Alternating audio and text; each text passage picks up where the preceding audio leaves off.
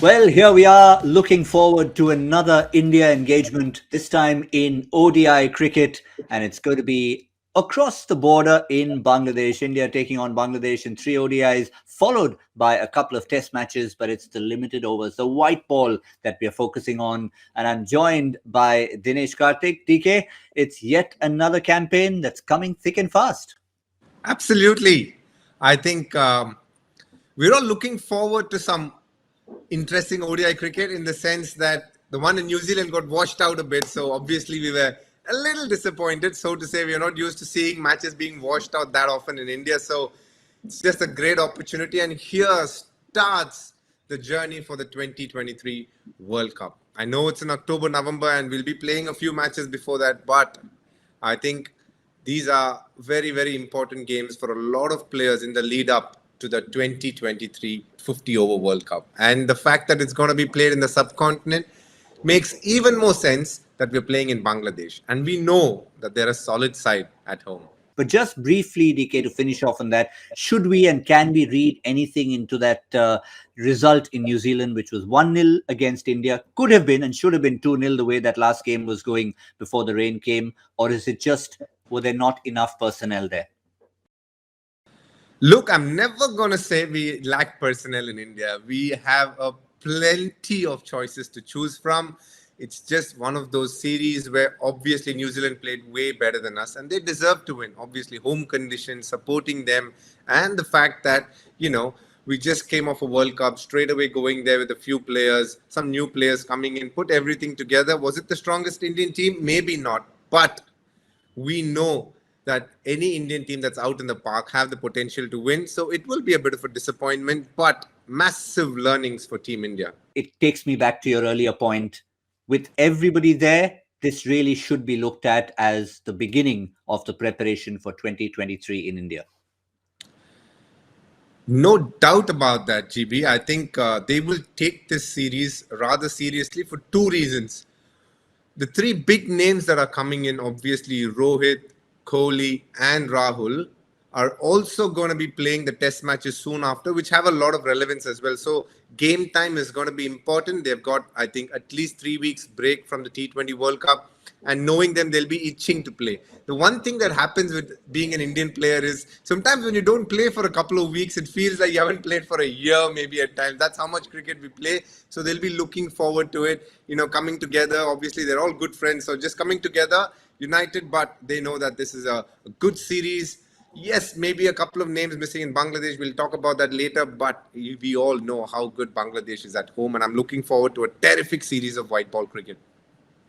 Well, we can actually have a look at the Indian squad with those big names added, and it obviously begs the question, which will be answered on the morning of game number one, in terms of the kind of combination India will look to go with. Because as you see, other than the big names, they've got plenty of choices to make in the middle and the right column in terms of a combination of fast bowlers, spinners. That will really be the big question. There might be 15, 16 names here, but a few players stand out to me that are going to be part of the 11.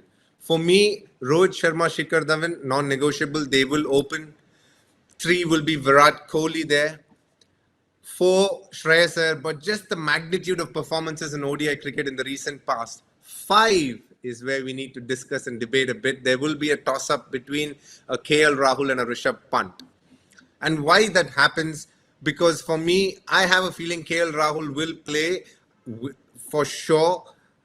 Rishabh Pant, I think, is taking a long flight from New Zealand and probably just landed as we speak with a day to go. So obviously acclimatization. And I can see that, KL Rahul will be a proper middle order batsman in the 50 over World Cup. So if that happens, I think they will be fitting him at number 5. In that case, the one thing that I'm very sure about Rohit Sharma is he likes 6 options in the bowling department, which means they will play all the 3 finger spinners who are also all-rounders, Washington, Shabaz Ahmed and Akshar Patel. We have 3 spin options here and all 3 can bat as well. And throw in a Deepak Chahar, who is also somebody who can definitely give you something with the bat. So we've come to 9. And number 10 for me is Siraj. I have a feeling Shami might not play the initial games because the test matches are coming ahead. I think it'll be a toss-up between Kuldeep Sen and Shardul Thakur for the number 11 spot.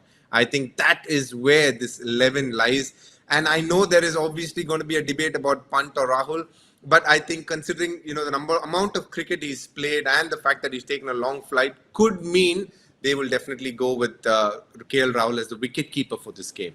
Let's talk about number four.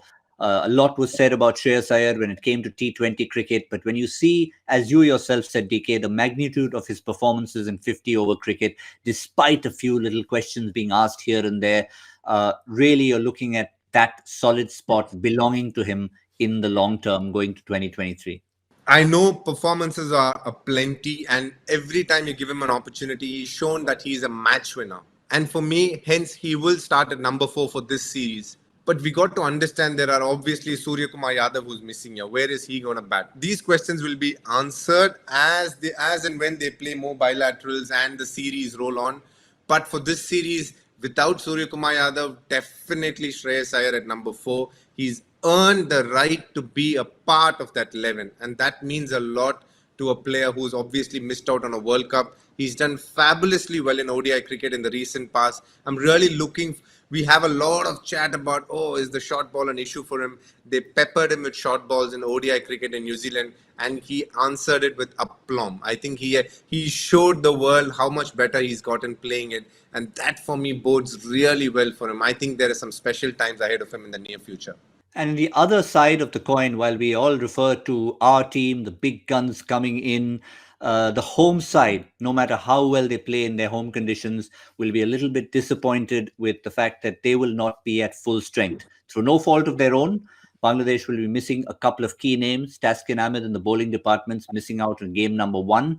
And I think the big one for them will be their talisman, Tamim Iqbal. His leadership, his charisma at the top, his aggression, and of course the experience that he brings, which means Liton Das will be leading this side. Let's start about who you spoke about first. Taskin Ahmed, I think, is bowling the best of his life, and I will go on a limb to say I'd be very keen to see one of the IPL franchises picking up, knowing that auction is around the corner. That's number 1 for me. I think he bowled really well in the World Cup. He's shown he can lead a pack of bowlers, which is very good. And the fact that he's subcontinent and he knows the conditions is something that obviously other teams will look at. But for Bangladesh, he's been their top bowler and he stood up in this World Cup. Yes, there's been Mustafizur Rahman for sure, but Taskin has grown in stature. He's bowling those tough overs. He's finding a way to get those early breakthroughs. And I think he will be a big miss because among the fast bowlers there, he had the ability to knock a couple out early. And that was something that could be missing for them in this series. I think Rohit and Shikhar might heave a kind of a soft breath, so to say, without him around. But I think Bangladesh will definitely miss him. But more importantly, let's talk about Tamim Iqbal. And I think you said the right word when it comes to a talismanic player. And he is somebody who's literally carried the burden of being a Bangladeshi opener for a long time now. You see his stats in the recent past, done really well in ODI cricket. He's a very important player for them because he bats at a certain tempo. He's a left-hander who's able to take on those left-arm spinners, and we have 2 of them as well, so they will definitely miss him. But it gives an opportunity to a young guy who will be coming in, and we can see how things unfold for them, but they will definitely miss him as a batsman and more so as a leader. In the same breath, I think Liton Das has got his opportunity. He is somebody who's done really well in the World Cup, and he has a fancy for somehow taking on Team India, and he has really enjoyed the attack for some time. So if at all he wanted to captain against the team, it should be against India, considering he has a good record against him. Yep, and let's not just forget their record in this format. Afghanistan, South Africa, West Indies are the scalps they've had. 8 out of their last 12 ODIs is what they've won in 2022. That's Bangladesh's record that India will be faced with. Combinations, personnel, attitude. We've covered it all as we look ahead. Promises to be an exciting series as India start their road to 2023, and we will be there bright and sharp at 11 a.m. on Sunday as we look forward to the first of 3 ODIs between India and Bangladesh. Team Cricket Buzz Live will be there. We'll see you then.